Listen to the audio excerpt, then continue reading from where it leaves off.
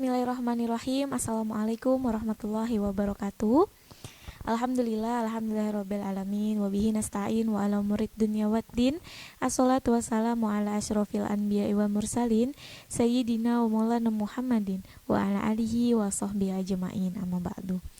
Alhamdulillah, puji syukur kepada Allah Subhanahu wa taala yang mana kita telah diberikan limpahan rahmat dan juga nikmat. Salah satunya adalah nikmat sehat sehingga kita dapat berjumpa kembali di program Beranda Dakwah, beraktivitas bernilai ibadah. Salawat dan salam selalu tercurah kepada Nabiullah Muhammad sallallahu alaihi wasallam, yang mana semoga kita semua kelak mendapatkan syafaat beliau di akhir zaman. Amin amin ya rabbal alamin. Dan pada sore hari ini senang sekali rasanya saya Melita Aulia Putri dapat menjumpai pemirsa Beranda Dakwah, beraktivitas bernilai ibadah, yang mana pada hari ini kita telah kedatangan narasumber yang juga merupakan salah satu dosen Institut Agama Islam Negeri Samarinda, Fakultas Usuluddin Adab dan Dakwah, Ibu Enisa MSI. Langsung saja kita sapa beliau. Assalamualaikum Ibu. Waalaikumsalam. Waalaikumsalam. Sehat ya Bu ya? Alhamdulillah Alhamdulillah. sehat. Kita doakan sama-sama semoga Ibu Enisa selalu dalam keadaan sehat, apalagi di masa pandemi seperti ini. Baik pemirsa, sesaat lagi kita akan mendengarkan bersama-sama apa yang akan disampaikan Ibu Enisa. Dan juga pada sore hari ini tema kita adalah manajemen di dalam Islam. Mungkin langsung saja kepada Ibu Enisa, waktu dan tempat disilahkan Bu. Baik, puji syukur kehadirat Allah Subhanahu wa taala yang mana telah memberikan rahmat kepada kita semua sehingga kita bisa berkumpul di ruangan pada siang hari ini. Tak lupa pula kita haturkan selawat serta salam kepada junjungan kita Nabi besar Muhammad sallallahu alaihi wasallam. Semoga kita sebagai umatnya mendapatkan syafaat dari beliau. Saya ucapkan terima kasih kepada saudari Melita yang telah memberikan kesempatan kepada saya untuk berbicara di dalam acara Beranda Dakwah pada siang hari ini. Nah, untuk pemirsa semua, pada siang hari ini mungkin saya akan menyampaikan ataupun sedikit berbagi mengenai manajemen di dalam Islam. Istilah manajemen sendiri itu mungkin sudah tidak asing didengar oleh para pemirsa ya. Banyak sekali manajemen ataupun ilmu-ilmu yang berkaitan dengan manajemen. Nah, untuk manajemen itu sendiri adalah suatu proses yang menjadi bagian dari agama Islam itu sendiri ya. Khususnya kita sebagai umat Islam. Tanpa kita sadari segala ajaran, aturan yang ada di dalam agama Islam itu tidak terlepas dari manajemen itu sendiri. Nah, proses manajemen itu harus dilakukan secara teratur, terarah sehingga dapat mencapai suatu goals ataupun tujuan yang ingin dicapai. Gitu. Nah, kemudian dalam proses manajemen sendiri adalah mengatur, apapun itu bisa diatur, baik itu mengatur sumber daya berupa barang, usaha, bahkan manusia itu sendiri itu ada manajemennya, ada sumber dayanya. Nah, tujuannya apa? Untuk mencapai suatu goals ataupun yang ingin diharapkan dari yang kita atur tadi, seperti itu. Nah, kemudian tanpa kita sadari pun setiap manusia bahwasanya sudah pasti pernah melakukan yang namanya manajemen untuk dirinya sendiri ya. Terkadang kita tidak sadar, mulai dari bangun tidur sampai kita tidur lagi itu merupakan proses dari manajemen itu sendiri ya. Nah, kemudian dengan menerapkan ilmu manajemen dalam kehidupan kita sehari-hari, diharapkan kita dapat menghasilkan atau sampai kepada tujuan kita tentunya yang lebih bermanfaat. Nah, tadi saya sampaikan bahwasanya ada proses-proses di dalam manajemen itu sendiri. Nah, ketika kita melakukan proses-proses tersebut, proses itu harus yang terutama kita sebagai umat Islam, proses-prosesnya tidak boleh keluar dari aturan ataupun anjuran dari dalam agama kita sendiri. Seperti apa? Mungkin ketika kita melakukan sesuatu, kita harus sesuai dengan aturan kita, sesuai syariat, ataupun yang lebih mendasar, apa yang kita lakukan itu harus jujur ataupun baik. Hal-hal yang dilakukan itu tidak boleh melanggar dari aturan syariat kita. Walaupun tadi ketika melakukan suatu proses manajemen diharapkan ada efisiensi dan efektivitas di dalamnya, tetapi di dalam prosesnya tadi juga kita tidak boleh melupakan yang namanya aturan-aturan yang ada di dalam agama kita. Jujur, baik, kemudian benar, tertib, seperti itu. Karena tadi kadang namanya manusia ketika ingin mencapai tujuan, banyak sekali cara-cara ataupun proses yang dilakukan itu dengan cara yang tidak baik atau tidak benar. Nah, dalam agama kita dianjurkan untuk melakukan proses tersebut, aturan tersebut harus dengan jujur, baik, dan benar, seperti itu. Tadi sempat Ibu singgung juga ya Bu, dari bangun tidur terus sampai tidur lagi gitu kan. Ada hal-hal kayak mandi sebelum kita melakukan aktivitas, itu juga merupakan manajemen ya Bu ya. Oke, baik pemirsa, itu tadi pengantar dari Ibu Enisa sebelum kita membahas lebih dalam lagi ya Bu ya, tentang manajemen di dalam Islam itu sendiri. Jadi buat pemirsa semua, jangan kemana-mana, tetap di program Beranda Dakwah, beraktivitas bernilai ibadah.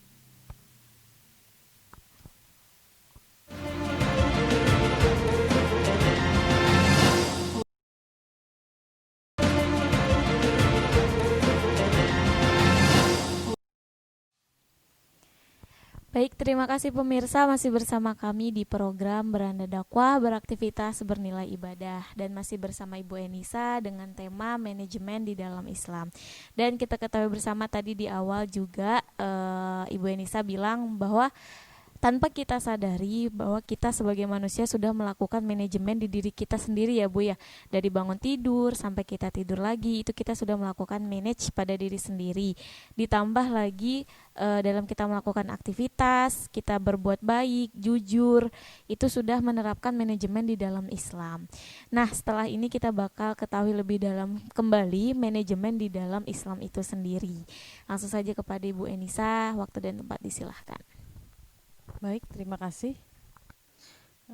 Jadi dalam ilmu manajemen itu sendiri ada unsur-unsur yang terdapat dalam manajemen.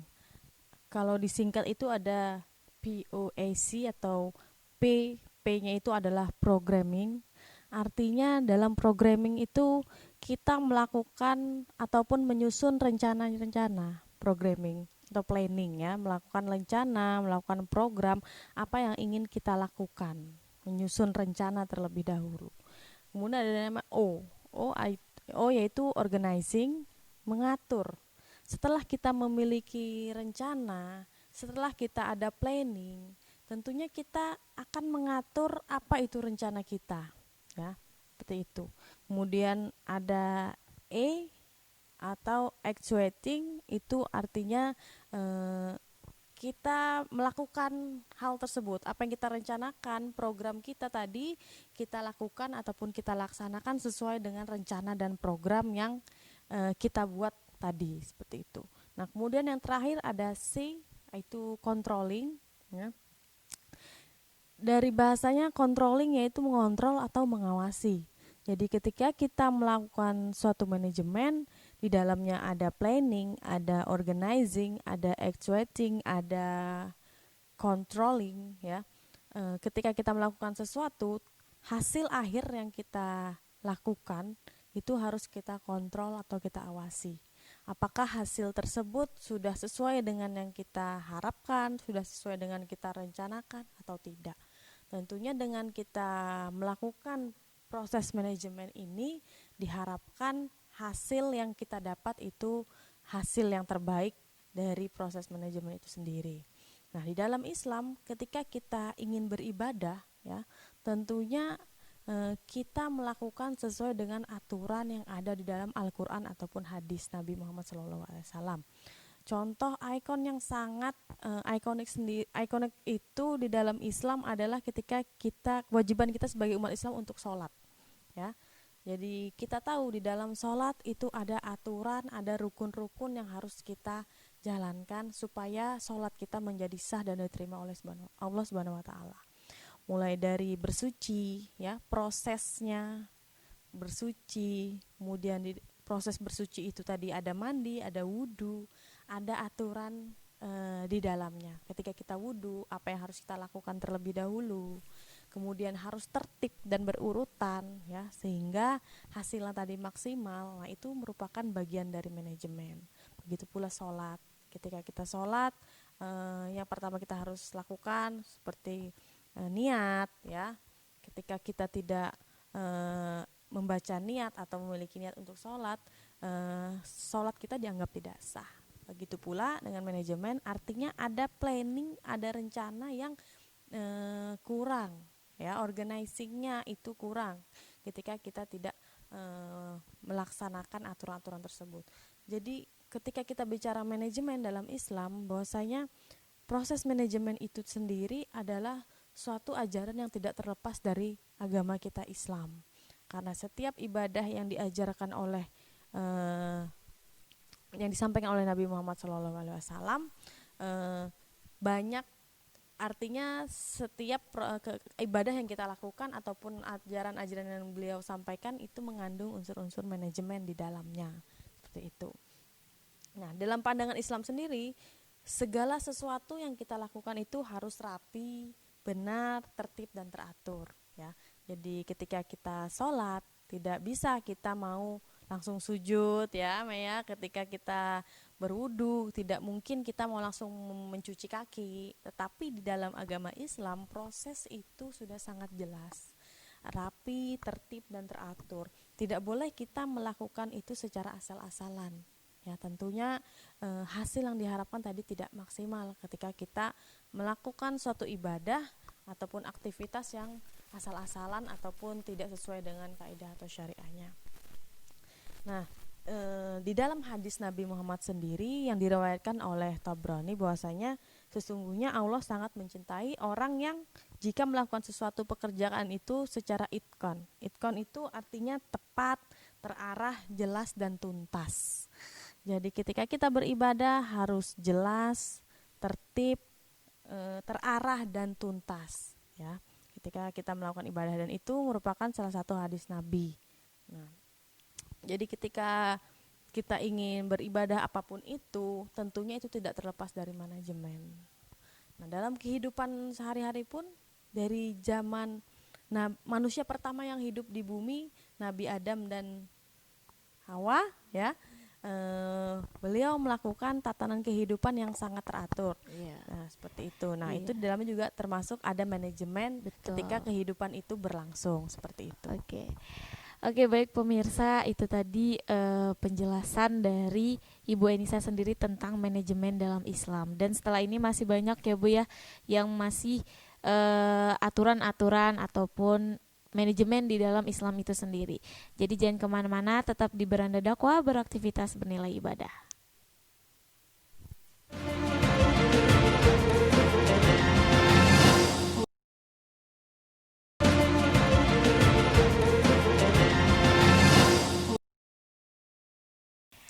Baik pemirsa, terima kasih masih bersama kami di program Beranda Dakwah, beraktivitas bernilai ibadah, dan masih bersama Ibu Enisa juga dengan tema manajemen di dalam Islam. Dan tadi kita sudah ketahui bersama bahwa manajemen dalam Islam itu ada unsur-unsurnya, ada POEC ya Bu, programming, organizing, actuating, dan juga controlling, dimana juga salah satu contohnya seperti sholat. Ketika kita sebelum sholat kita melakukan bersuci, mandi, dan juga berwudu, itu termasuk dalam manajemen di dalam Islam itu sendiri. Dan setelah ini kita ketahui lebih dalam lagi tentang manajemen di dalam Islam itu sendiri. Mungkin kepada Ibu Nisa langsung saja waktu dan tempat disilahkan Bu. Baik, terima kasih. Kita lanjutkan mengenai manajemen dalam Islam itu sendiri. Nah, ketika kita bicara kehidupan, kita bicara peradaban manusia, ya, yang mana kehidupan dan peradaban manusia ini selalu berubah setiap waktunya, perkembangan zaman berubah. Tetapi manajemen itu sendiri sebenarnya sudah ada sejak zaman nabi-nabi terdahulu, ya, banyak sekali contoh-contohnya. Kemudian ketika proses kehidupan itu berjalan, tentunya manajemen itu pasti sangat diperlukan, bahkan menjadi salah satu unsur penting dalam kemajuan kehidupan manusia, ya. Nah, kemudian dan melakukan manajemen itu sendiri diharapkan seorang itu memiliki keyakinan, kemudian melakukan sesuatu yang bermanfaat bagi dirinya. Yang mana salah satu hadis diriwayatkan bahwasanya di antara baiknya indahnya keislaman seseorang adalah yang selalu meninggalkan perbuatan yang tidak ada manfaatnya. Nah, maksud hadis di sini apa?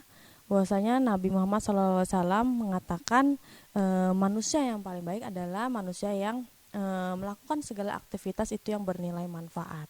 Nah, tadi ketika kita bicara manajemen di dalam Islam, apa yang kita rencanakan, apa yang kita ingin lakukan, apa yang kita awasi dalam proses manajemen itu harus yang bernilai manfaat untuk diri kita sendiri ataupun orang lain. Karena itu merupakan salah satu ajaran dan anjuran dari Nabi Muhammad SAW. Nah, jadi melakukan sesuatu bernilai manfaat itu merupakan bagian dari proses manajemen dalam Islam itu sendiri. Ya, jadi di dalam proses manajemen dalam Islam itu sendiri dari mulai rencana gitu Bu ya. Pokoknya dalam unsur-unsur tadi dimasukin dengan hal-hal yang baik gitu ya, dan bermanfaat. Dan bermanfaat.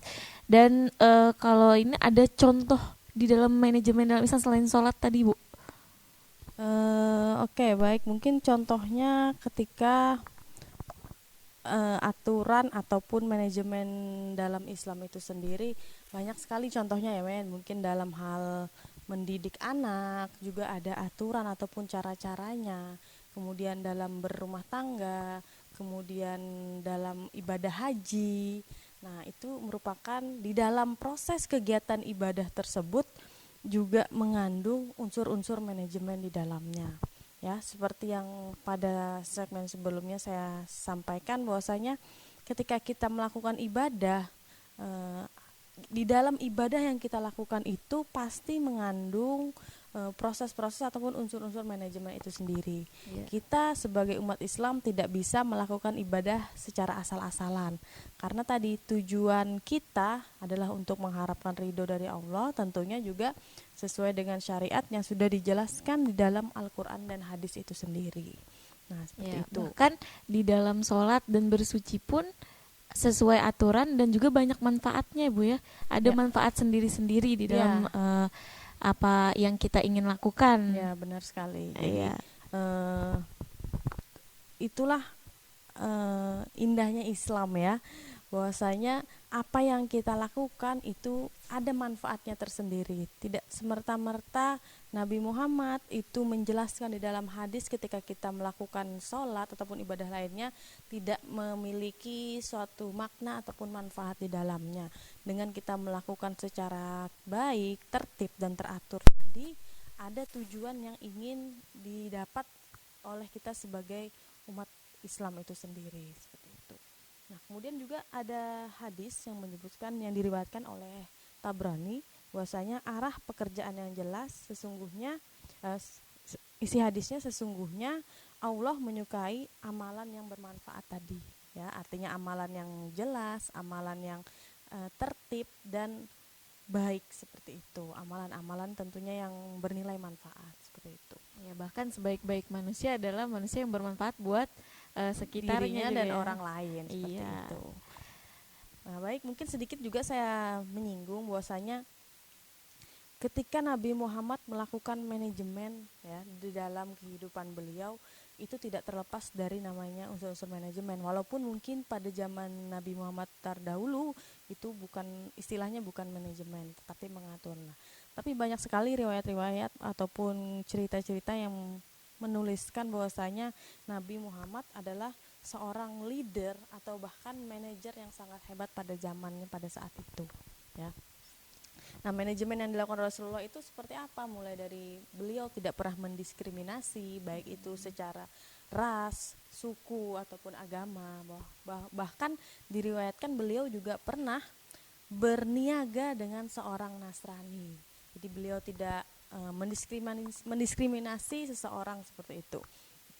Ya, artinya kemudian beliau juga mampu menempatkan orang lain sesuai pada tempatnya, the right man on the right place seperti itu. Jadi Nabi Muhammad juga sebagai seorang manajer yang mampu menempatkan seseorang pada tempatnya, karena dalam manajemen itu juga manusia juga diatur ataupun di manage seperti itu. Betul.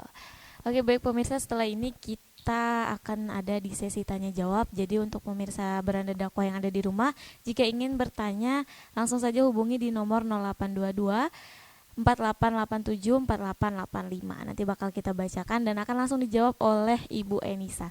Jadi jangan kemana-mana, tetap di program Beranda Dakwah, beraktivitas bernilai ibadah.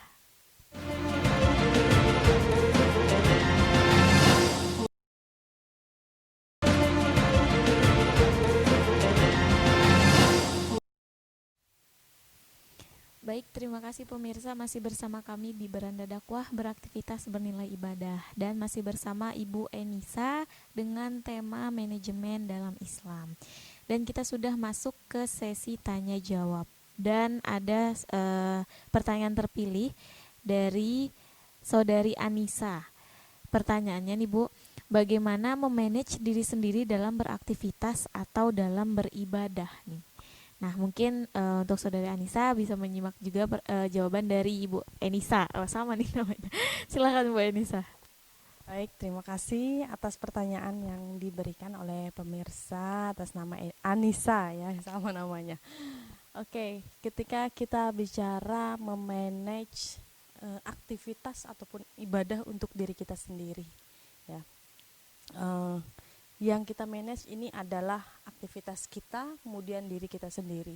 Sebenarnya sulit-sulit, gampang-gampang susah ya, karena terkadang melawan diri sendiri itu lebih susah. Musuh terbesar dalam diri kita tuh diri kita sendiri ya, seperti itu. Nah, bagaimana dalam beraktivitas ya? Tentunya kita sebagai seorang manusia pasti memiliki aktivitas kita sehari-hari ya. Nah, contoh mungkin ketika pemirsa seorang mahasiswa, ketika seorang pelajar, karyawan dan lain sebagainya, tentunya ada hal-hal yang ingin dilakukan ke depannya, memiliki rencana. Nah, contoh misalnya seorang karyawan ya, tentunya memiliki rencana, seandainya memiliki rencana untuk ke depannya ya. Misal dalam beberapa tahun saya harus mendapatkan gaji sekian, atau misalnya dalam beberapa tahun saya harus mencapai jabatan tertentu di tempat saya bekerja ya. Dan itu harus memiliki planning ya. Planning apa yang dilakukan tentunya harus sesuai dengan tujuan yang ingin dicapai tadi ya. Nah, jadi planning yang dikerjakan itu juga harus sesuai dengan apa yang ingin dicapai ya. Misal mulai dari hal-hal kecil terlebih dahulu, datang tepat waktu, kemudian disiplin, kemudian mungkin dari dalam diri sendiri meningkatkan etos kerja dalam diri sendiri. Nah, itu merupakan salah satu bagian ketika kita memanage diri kita sendiri untuk mencapai suatu tujuan.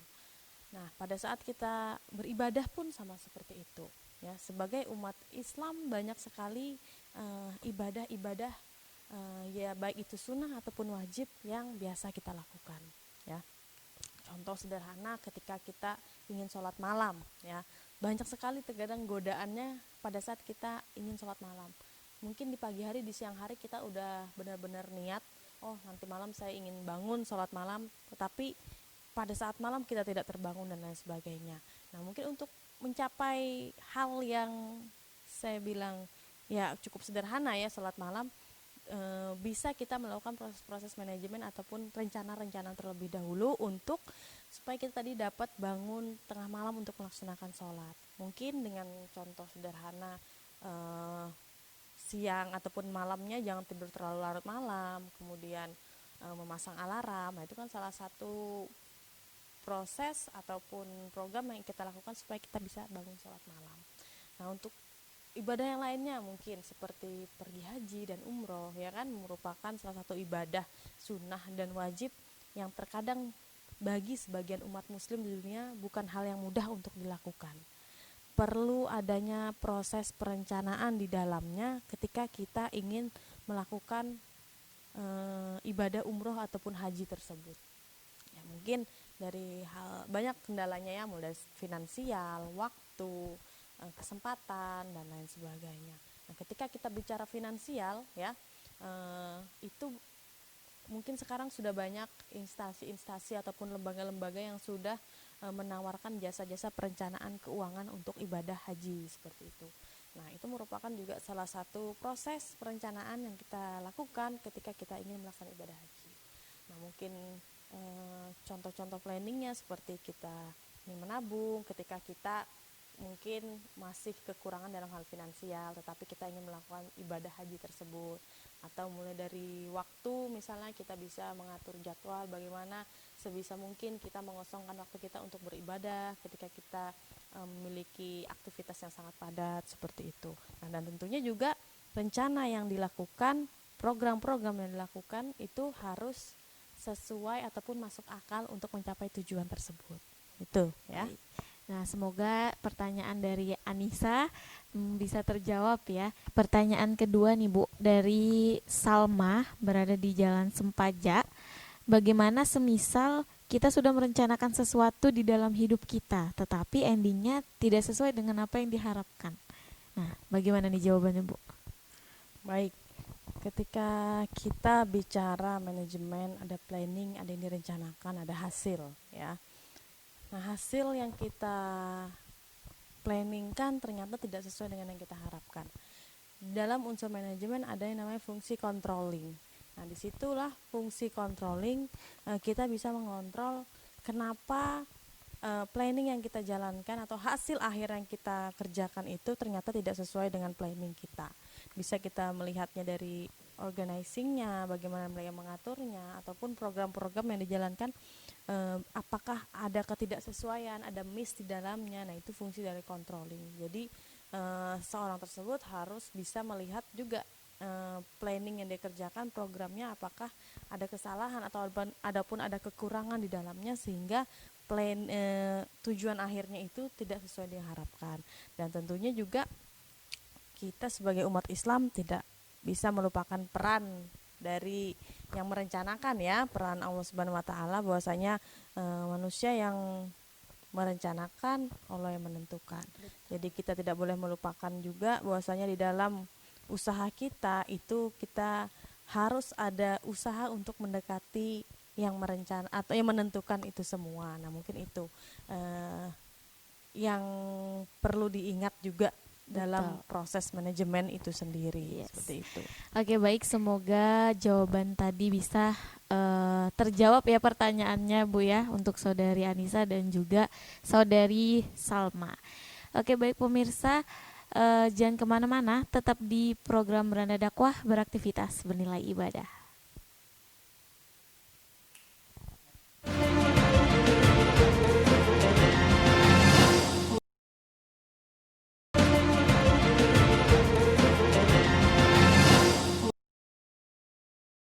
Baik, terima kasih pemirsa masih setia bersama kami di Beranda Dakwah, beraktivitas bernilai ibadah. Dan sekarang kita sudah berada di akhir acara nih. Jadi kita akan sama-sama mendengarkan kesimpulan yang akan disampaikan oleh Ibu Enisa. Mungkin kepada Ibu Enisa, silahkan Bu kesimpulannya. Baik, terima kasih.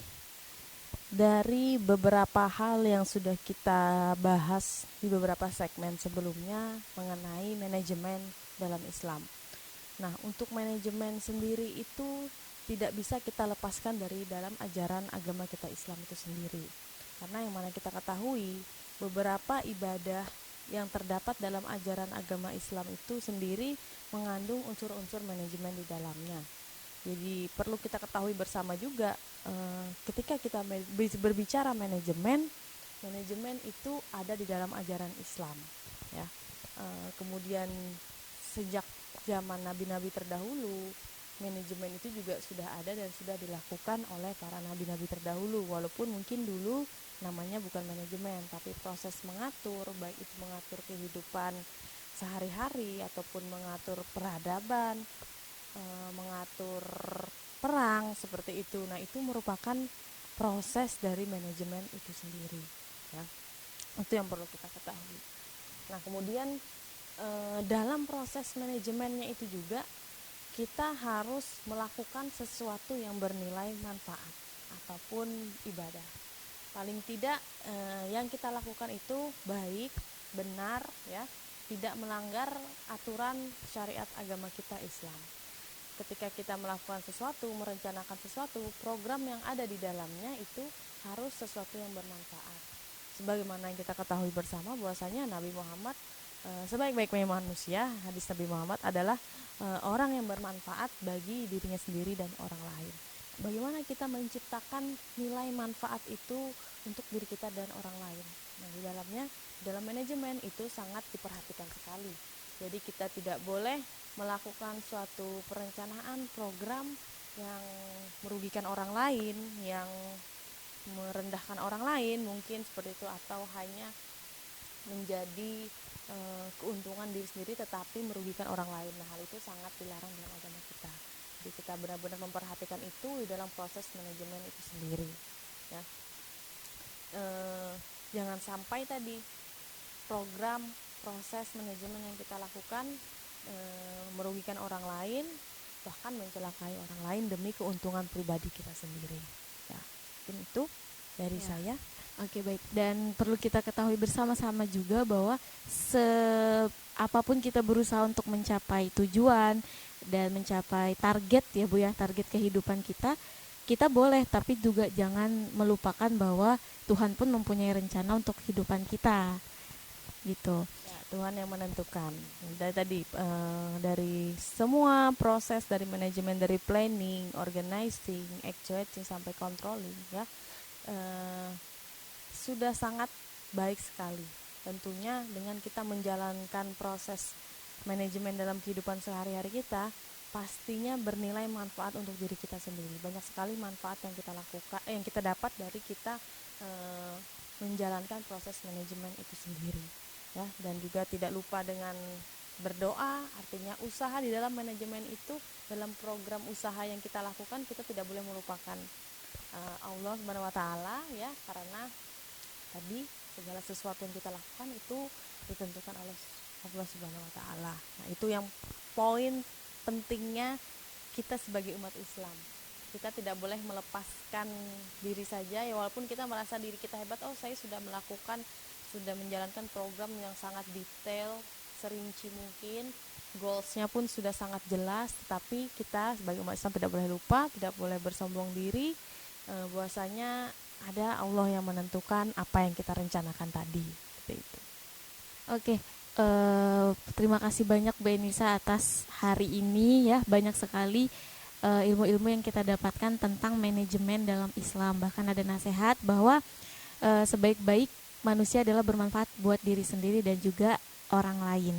Sekali lagi terima kasih buat Ibu Enisa yang sudah menyempatkan hadir pada sore hari ini. Semoga Ibu selalu dalam keadaan sehat ya Bu ya. Amin. Next time semoga kita bisa ketemu lagi. Ya, semoga. Terima kasih. Oke, terima kasih pemirsa sudah menyaksikan program Beranda Dakwah, beraktivitas bernilai ibadah. Dan jangan lupa untuk terus saksikan Beranda Dakwah di Tepian TV setiap hari Rabu jam 4 sore. Akhirul kalam, assalamualaikum warahmatullahi wabarakatuh.